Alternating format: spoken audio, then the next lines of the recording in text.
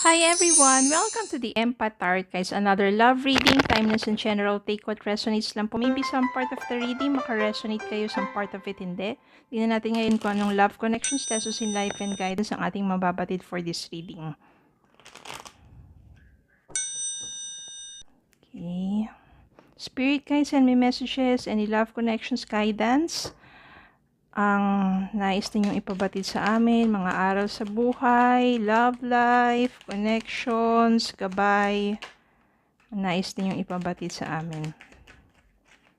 Anong love connections kaya ito?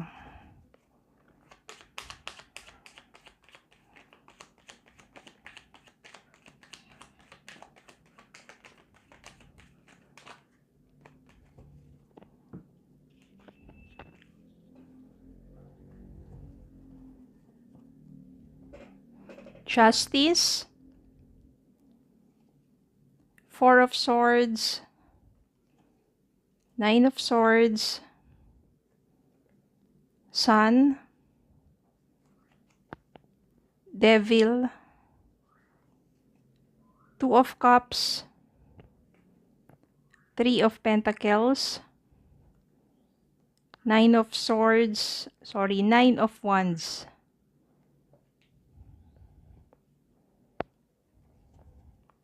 Three of Wands, Page of Cups, Tower, and Ten of Wands.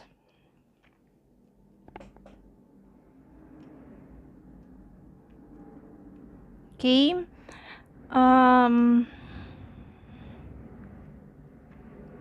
Nine of Swords, Nine of Wands, Tower, Ten of Wands, Devil. No, somehow siguro yung relationship ninyo naging toxic na. Kaya minsan, punong-puno ka na. Yung bit-bit mo na talaga yung hirap ng kalooban mo. Ten of Wands, it's too much burden for you to take na yung relationship ninyo dahil wala na, talagang wasak na. Parang durog na durog ka na. Kaya gusto mo na lang na Nine of Wands, ayan. Gusto mong protektahan yung sarili mo. Maaring abusive, abusado tong person mo na to. Kaya siguro mas minabuti mo na umalis na lang doon sa taong yon. Gusto mo kasi yung isipan mo mas panatag. Ayaw mo na masyadong, di ba, mag-dwell dun sa mga ganong klaseng tao, sobrang toxic. Meron ka makikilalang isang tao dito. Someone na merong feelings for you or will offer you romantic relationship. Pero itong taong to, hindi mo pa masyadong kilala eh. Kaya sabihin natin, hindi pa ganong kalalim. Although hindi pa ganong kalalim, pero meron na siya talagang nararamdaman ng paghanga sa'yo, may feelings para sa'yo yung taong to. At maaring maging kayo. Kasi kapag ka umusbong yun, talagang mas mahuhulog ang loob nyo sa isa't isa. At maaring ito yung panibagong taong darating sa buhay mo. Siya yung someone na talagang magtutulungan kayo. O yung relasyon na palagi ninyong wino-work out. No, kapag may mga bagay na, sabihin natin, differences, you work things out para sa kabubuti ng inyong relasyon. Then, magiging maganda dito kasi it will give justice to you eh. Ibig sabihin, what you give, the kind of love that you give to that person, yun din, susuklian din ng taong yun, yung pagmamahal mo. Kaya, napakaganda, napaka-bright, napaka-positibo ng pananaw, napakaganda ng magiging relasyon ninyo. Ngayon, yung taong iniwan mo dahil sobra ka nang nawasak dun sa taong yon, ba? Ngayon, yung taong yon, yung toxic na person na iniwan mo, siya naman yung hindi makatulog, kakaisip sa'yo. No? Binabagabag siya ng konsensya niya sa mga nagawa niya. Samantalang ikaw, Okay ka na, happy ka na because you have found the new love of your life. Kaya nga, just give justice to yourself eh. At yung tao naman na yun na iniwan mo, siya naman, yung sobrang namimiss ka.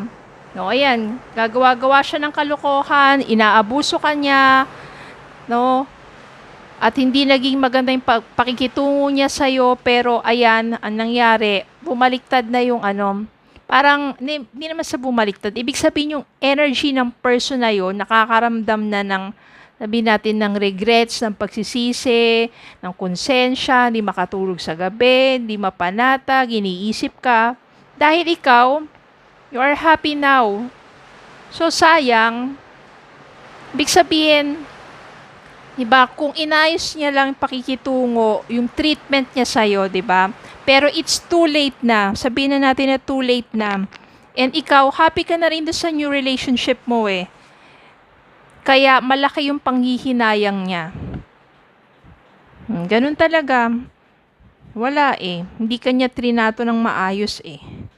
Kaya manghihinayang talaga siya sa'yo. Ikaw naman, happy ka na kasi meron ka ng someone na sabihin natin talagang tinatrato ka ng maayos.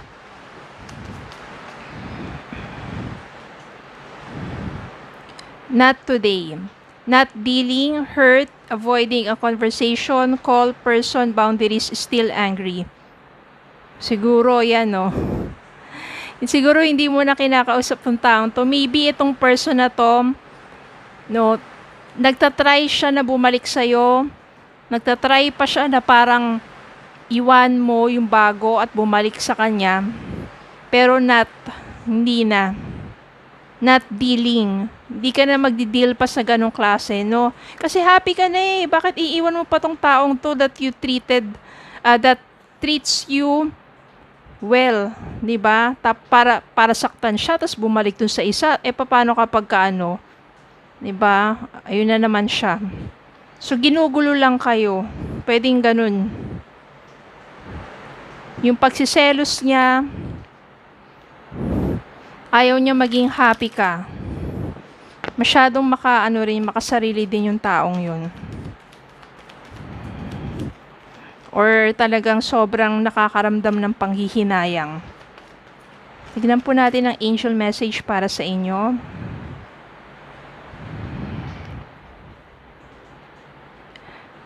Angel Daniel, I am the angel of marriage and I am assisting you right now.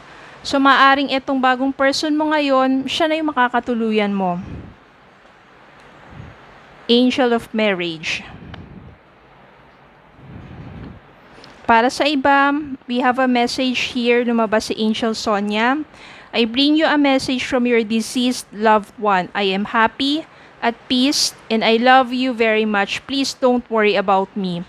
Maybe iba sa inyo may na nakakapanood ngayon, meron kayong loved ones na pumanaw na o wag na kayo mag-worry kasi sabi niya happy na raw siya, at peace, mahal ka niya, kaya wag na kayo mag-worry sa kanya. Okay, minsan din kasi mahirap ma-let go yung mga taong mahal mo pero namayapa na. You just have to accept na hindi mo na siya makakasama pa. Pero nasa at peace na siya. At least wala na siyang paghihirap dito sa earth. Okay? Message para sa iba yan.